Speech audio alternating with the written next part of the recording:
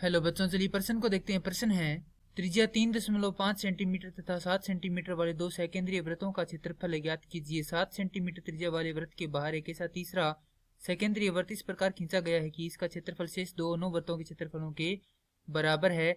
तीसरे वृत्त की त्रिज्या दशमलव के एक स्थान तक ज्ञात कीजिए। तो प्रश्न को आगे हल करें उससे पहले जो प्रश्न की मुख्य अवधारणा है उस पर विचार करते हैं। तो इस प्रश्न के लिए जो मुख्य अवधारणा है वह हो जाएगी वृत्त का क्षेत्रफल। अर्थात हम यहाँ पर यह देखेंगे वृत्त के क्षेत्रफल का सूत्र क्या होता है। तो वृत्त के क्षेत्रफल का सूत्र होता है पाई आर का वर्ग, जहां पर पाई का मान होता है 22/7 और आर होती है त्रिज्या। यहाँ पर हमारे पास क्या है, सबसे पहले कहा गया कि दो सेकेंद्रीय वृत्त हैं, जहां पर इनका केंद्र मान लेते हैं ओ है, और जो पहला वृत्त है उसकी त्रिज्या है हमारे पास 3.5 सेंटीमीटर और दूसरा वृत्त है उसकी त्रिज्या है हमारे पास 7 सेंटीमीटर। अब जो 7 सेंटीमीटर वाला त्रिज्या वाला वृत्त है उसके बाहर एक ऐसा वृत्त खींचा गया है जिसका क्षेत्रफल इन दोनों जो त्रिभुज है, माफ कीजिए, जो क्षेत्र वृत्त है उनके क्षेत्रफल के योग के बराबर है। तो यहाँ पर हमें जो बड़े वाला जो सबसे बड़ा जो वृत्त है उसकी त्रिज्या ज्ञात करनी है। तो सबसे पहले हम क्या करेंगे, इन दोनों के क्षेत्रफल निकाल लेंगे और उन्हें इस बड़े वाले त्रिभुज के वृत्त के क्षेत्रफल के बराबर रख देंगे।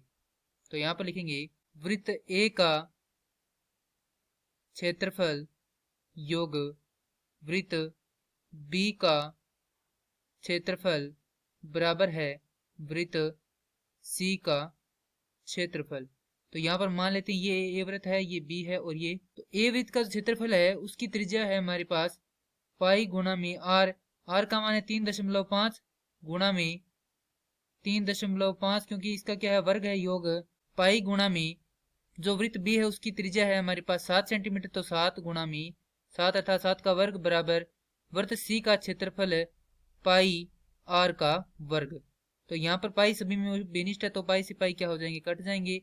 अब यहाँ पर आएगा आर का वर्ग बराबर 3.5 का वर्ग गुणा में 7 का योग में 7 का वर्ग।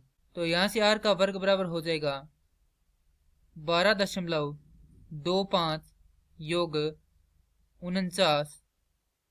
तो आर का वर्ग बराबर हो जाएगा यहाँ से 61.25। तो आर बराबर हो जाएगा यहाँ पर वर्गमूल 61.25।